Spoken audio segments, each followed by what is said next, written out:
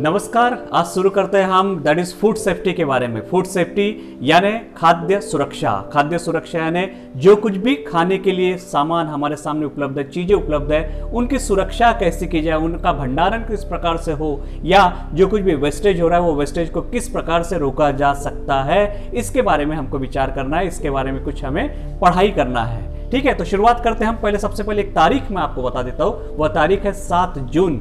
पूरी दुनिया में यह एक विश्व खाद्य सुरक्षा दिन के नाम से 2019 यानी पिछले साल से 7 जून 2019 से यह पहली बार, और इसका अर्थ 7 जून 2020 में यह दूसरी बार जो है पूरी दुनिया में मनाया गया, वह है that is world food safety day.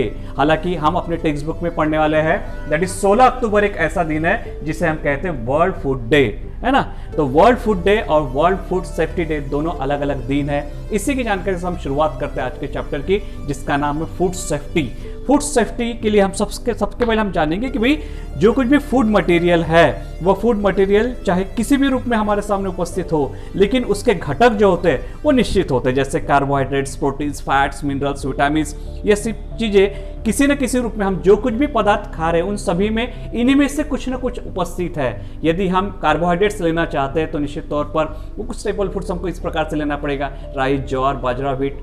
तो यदि हमको ऑयली फूड मटेरियल्स यदि हम ले रहे हैं तो उससे हमको फैट्स प्राप्त होंगे। यदि हम दालें यदि खा रहे हैं तो उससे हमको प्रोटीन्स प्राप्त हो रहे, मिनरल्स और विटामिन हमें प्राप्त हो जाते हैं निश्चित तौर पर फ्रूट्स और वेजिटेबल्स के माध्यम से। जैसे कि अभी मैंने आपको बताया कि ये सभी प्रकार के फूड मटेरियल जो है ये हमें प्राप्त हो रहे हैं, लेकिन ये जिस स्वरूप में हमें प्राप्त हो रहे हैं वो स्वरूप मायने रखता है कि वो हमारे शरीर के लिए उपयोगी है या नहीं है। यानी हम ये बोल सकते हैं कि भाई जो कुछ भी चीज़ें हमें प्राप्त हो रही है वो शुद्ध रूप में है या वो इस रूप में है कि जिसका हम कंज्यूम कर सकते हैं, हम खा सकते हैं, तो निश्चित तौर पर वो हमारे लिए उपयोगी है।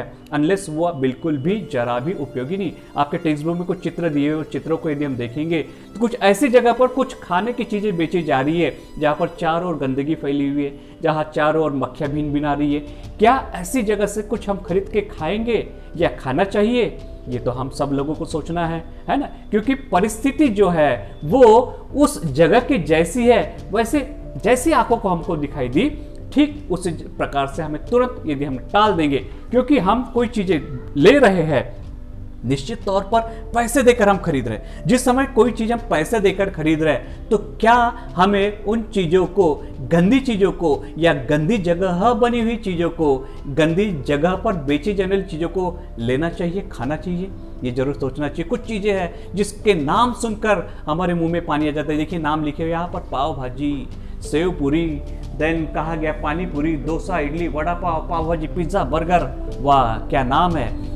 नाम लेते ही हमारे मुंह में पानी आ जाता है। लेकिन ये जिस जगह पे बेचा जा रहा है या जिस तरीके से उन्हें बनाया जा रहा है, इसको भी हमको ध्यान में रखना है, क्योंकि जिस जगह यह बनाया जा रहा है वो उस जगह यदि हाइजीनिकली, आरोग्य के हिसाब से, हेल्थ के हिसाब से यदि वो उचित नहीं है तो क्या हमें खाना जरूरी है? क्योंकि हम पैसे देकर खा रहे हैं तो क्यों पैसे भी दे और अपनी सेहत भी बिगाड़े? इन दोनों चीज़ों को हमको ध्यान में रखना है और निश्चित तौर पर चुनाव उन्हीं चीज़ों का करना चाहिए जिन चीज़ों से हमारा फायदा होता हो। हालांकि हम बात करें फूड वेस्टेज की या फिर फूड सेफ्टी की, जो कुछ भी फूड मटेरियल है वो कुछ अलग अलग हमारे तरीकों से, हम जिस प्रकार से फूड को हैंडल करते हैं, किस प्रकार से हम उसको ट्रांसपोर्ट करते हैं, किस प्रकार से हम उसका भंडारण करते हैं, इसके ऊपर डिपेंड करेगा कि वह फूड हमारे साथ कितने समय तक के रह पाएगा या नहीं रह पाएगा। ठीक है, तो कुछ चीजें हैं जैसे कि रॉन्ग हैंडलिंग, इम्प्रॉपर हैंडलिंग भी हम जिसको बोल सकते हैं, देन इम्प्रॉपर स्टोरेज, और आती है फिर रॉन्ग ट्रांसपोर्टेशन, यानी ट्रांसपोर्टेशन का कैलकुलेशन नहीं होने की वजह से भी चीज़ें खराब होने की पूरी संभावना रहती। मान के चलिए कि किसी एक जगह पर दूध का उत्पादन काफ़ी बड़ी मात्रा में हो रहा है, उस दूध को उस जगह तक के जहाँ पर उसकी भारी डिमांड है, प्रोडक्शन एक जगह पर हो रहा है, डिमांड सप्लाई दूसरी जगह पर यदि पूरी करना है, तो इन दोनों जगह पर वहाँ का जो डिफरेंस है, टाइम है, उन टाइम को मैच करने के लिए ट्रांसपोर्टेशन सिस्टम जिस प्रकार से बनाया गया वो यदि उचित होगा तो निश्चित तौर पर जो दूध यहाँ पर प्रोड्यूस किया जा रहा है वो जिस गंतव्य स्थान पर पहुँचाना है उस गंतव्य स्थान तक के सही सलामत पहुँचेगा, जिसकी वजह से इकोनॉमिकली भी जो होता है या हम बोल सकते हैं कि व्यापार के दृष्टि से भी वो उपयोगी साबित हो सकता है।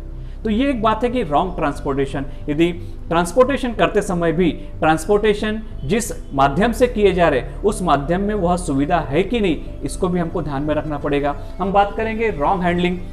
कुछ बातें यहाँ पर बताई गई कि भाई food materials are spoiled by wrong handling as when they are overcooked. यदि हम घर की यदि बात करेंगे तो जो कुछ भी अन्न पदार्थ, खाद्य पदार्थ हमारे पास उपलब्ध है, उन खाद्य पदार्थों का यदि हम निश्चित रूप से उसको अधिक मात्रा में यदि पका दे, है ना, कुकिंग करते समय यदि अधिक मात्रा में पका, तो उसके अंदर के जो कुछ भी न्यूट्रिएंट्स है जो हमारे लिए आवश्यक होते हैं, जब वो पूरी अवस्था में यदि पक जाए तो पूर्ण रूप से नष्ट हो जाएंगे। तो ऐसे समय भी हम कहीं तो भी वेस्टेज कर रहे हैं, कहीं तो भी कुछ ऐसे फूड को स्पॉइल हम कर रहे हैं। ठीक है। दूसरी बात यहाँ पर बताई गई है कि भाई इम्प्रॉपरली स्टोर्ड से इन डैम्प प्लेस। यदि हमने अपने घर में दाल चावल या गेहूं यदि अपने आने वाले समय के लिए बचा कर रखे या स्टोर करके रखे, और स्टोर करने के लिए जगह जो है वो डैम्प है, यानी उसमें गीलापन है, मॉइस्चर पकड़ लेता है, तो क्या वह चीज़ें सुरक्षित रह पाएगी? यदि मान के चलो यदि चूहे उसको कुतर रहे, तो क्या वो चीज़ें हमारा साथ दे पाएगी हमारे भविष्य के लिए, आने वाले समय के लिए? निश्चित तौर पर इसके उत्तर नहीं में ही होंगे। दे में also be spoiled during wrong transportation. Wrong transportation की वजह से भी इस प्रकार से एक चीज दूसरी जगह से लेता है। खाने की चीजें इतनी बड़ी मात्रा में उपलब्ध है हमारे सामने, और उसके सोर्सेज भी ढेर सारे, वो एनिमल से प्राप्त हो रहे, प्लांट से प्राप्त हो रहे। सोर्सेज चाहे कुछ भी हो, एनिमल से प्राप्त हो या प्लांट से प्राप्त हो, कोई भी चीज हमको प्राप्त हो, लेकिन उन सब चीज जो भी चीजें प्राप्त हो रही हो, निश्चित तौर पर क्वालिटी के मामले में यदि बात करेंगे तो उसकी क्वालिटी हमें निश्चित हमेशा हमने प्रेफर की है कि वो अच्छी ही रहे। चाहे वह थोड़ा बहुत भी उसमें यदि फर्क आ जाता है तो हम में से लोग उसको जान लेते, उसके कलर में, टेक्सचर में, ओडर में, स्मेल में, है ना, यदि फर्क आ जाता है तो हम तुरंत जान लेते हैं कि भाई वो चीज़ कुछ तो कहीं ना कहीं खराब है। खाने फ्रूट्स के यदि वेजिटेबल्स की हम बात करेंगे, मार्केट में हम खरीदने जा रहे हैं, तो उन चीज़ों के कलर के ऊपर से यदि कुछ सब्जियां ऐसी होती है कि उसमें कुछ दाग वगैरह लग जाए, या फल लेने के लिए हम जा रहे हैं उसमें दाग यदि हमको दिख रहे तो क्यों हम खरीदे वो चीज़ें? यदि हम कुछ नॉनवेज मटेरियल की बात करेंगे तो उन चीज़ों में से अलग से उसका जो टेक्सचर होता है वो बदला हुआ नजर आएगा, उसमें से कुछ स्मेल आने लगेगी। तो ऐसे समय में वह चीज़ हमें नहीं खरीदना चाहिए जो हमें हाइजीनिकली या हेल्थ के हिसाब से हमारे लिए कहीं तो भी नुकसान लेकर आगे आ सकती है। ठीक है। तो fruits turn sometimes black and change their taste, meat become sour और पीनट्स बिकम रैंसीड। ये कुछ एग्जांपल्स दिए हुए कि भाई ऐसा यदि हो तो हमें उनका उपयोग नहीं करना चाहिए।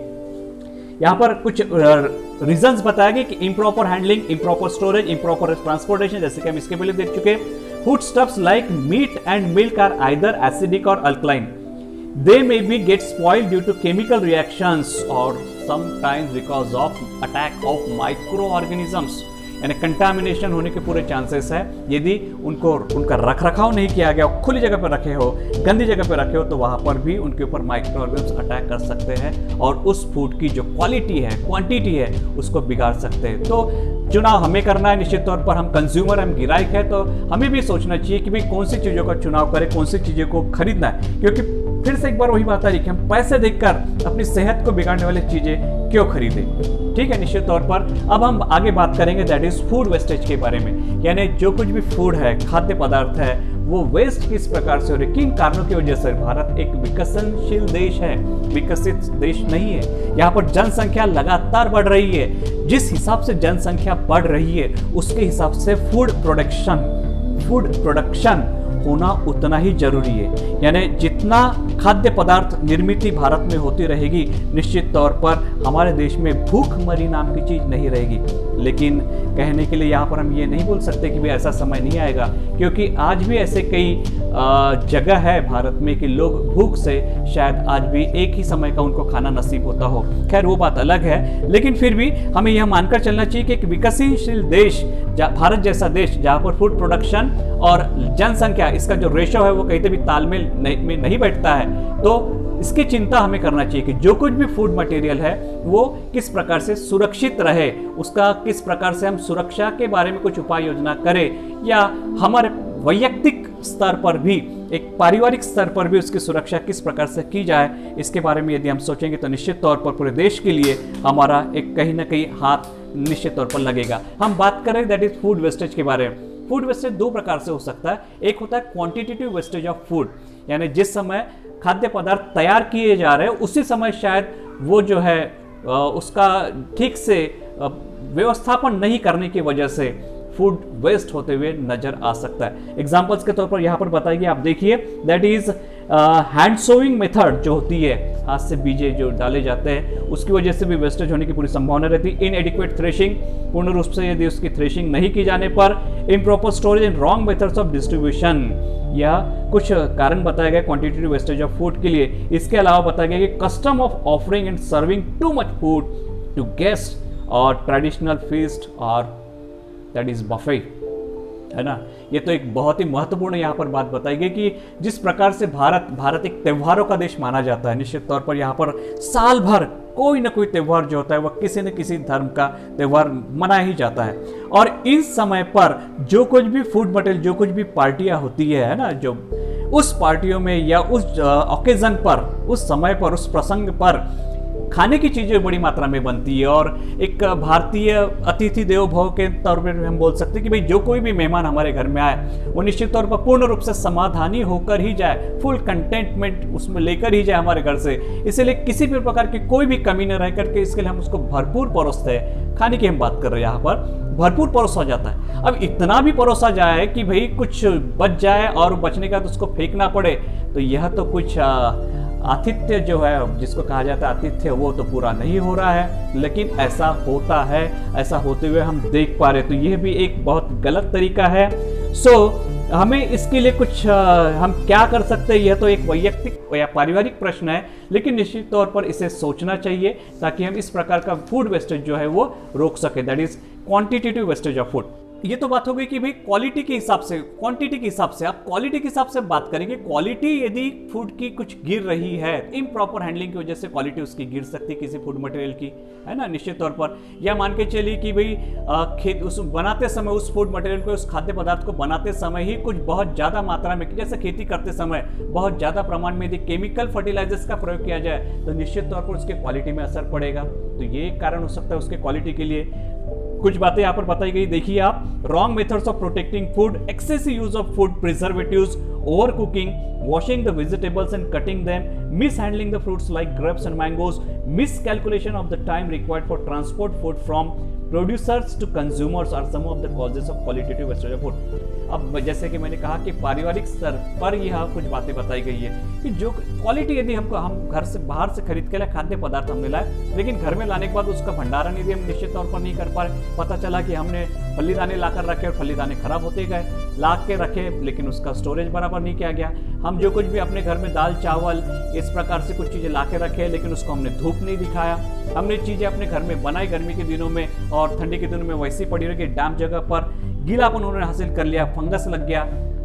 कितनी सारी बातें हैं, यदि हमने उसको इम्प्रॉपर, यदि हमने उसकी तरफ ध्यान नहीं, प्रॉपरली हमने उसकी तरफ ध्यान नहीं दिया तो निश्चित तौर पर उसकी क्वालिटी में बदलाव, क्वालिटी में चेंजेस आते हमको नजर आते हैं। खाने को यदि हमने ओवर कुक कर दिया, जो कुछ भी हम वेजिटेबल्स बाजार से खरीद के ला रहे हैं, बाहर से खरीद के ला रहे, उसको हमने ओवर कुक कर दिया, तो ओवर कुक कर देने के बाद उसकी जो क्वालिटी है वो डिटेरियोरेट हो जाएगी, यानी जो कुछ भी उसमें जो गुण है, जो उसके अंदर के इंपॉर्टेंट मिनरल्स, विटामिन है, उसका जो है वो निश्चित तौर पर जितनी मात्रा में मिलना चाहिए उतनी मात्रा में वो नहीं मिलेंगे।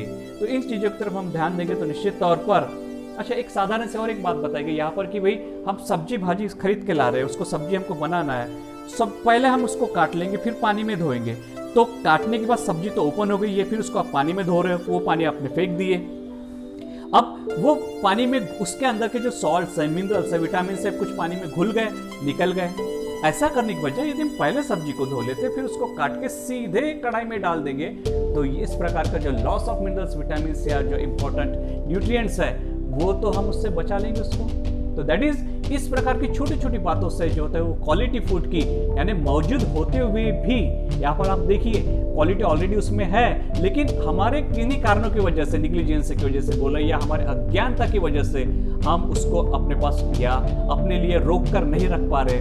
That is qualitative wastage of food, यह हो गया क्वालिटेटिव वेस्टेज ऑफ फूड। इसलिए पूरी दुनिया में यह बार बार 16 अक्टूबर की बातें आती है, अभी कहा गया कि 7 जून की बात करी गई कि 7 जून ये पूरी दुनिया में that is world food safety day के नाम से जाना जाता है, जबकि जो 16 अक्टूबर है वर्ल्ड फूड डे के नाम से जाना जाता है। इन दिनों यही यही पूरे जो मीडिया जो होती है हमारा, उन मीडिया पर या अलग अलग माध्यम से जो होता है वही बातें बताई जाती है कि भाई जो कुछ भी खाद्य पदार्थ है उनकी सुरक्षा कैसे की जाए, उनका अच्छे से अपने लिए, अपने स्वास्थ्य के लिए प्रयोग किस प्रकार से किए जाए। वैयक्तिक स्तर पर मैं क्या कर सकता हूँ इस फूड वेस्टेज के लिए रोकने के लिए, या बोलिए कि स्पॉइलेज को रोकने के लिए, तो कुछ बातें यहाँ पर बताई गई है। एक यहाँ पर और भी ऐसा प्रसंग आता है जहाँ पर हम फूड वेस्टेज होते हुए दिखते हैं, जैसे कि शादी के तौर पर। शादी में जो होते हैं वो एक ऐसी विधि होती है कि जहाँ पर अक्षता के तौर पर चावल के दाने जो होते हैं वो फेंके जाते हैं। अब कल्पना कीजिए आप कि कितनी शादियाँ होती है और कितनी शादियों में, हर एक शादी में यदि 5-10 किलो भी यदि इस प्रकार से खाने की चीज़ें, चावल, ज्वार वगैरह उसमें डाल दी जाती है, वो पैरों तले आ जाती है, उसके बाद उसका कहीं भी कोई भी प्रयोग नहीं होता है। तो ऐसा ना जाने कितनी बड़ी मात्रा में पैमाने पर इसका वेस्टेज होता हो।